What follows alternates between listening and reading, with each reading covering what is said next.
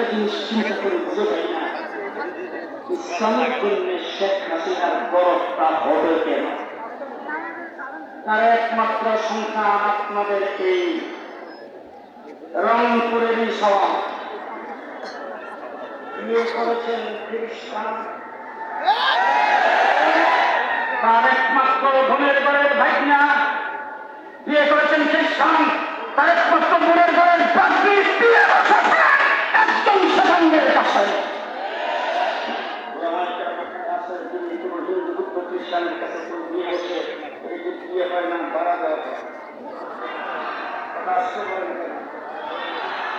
শেখ হাসিনা কি জন্য ইসলামের জন্য দরদ হবে?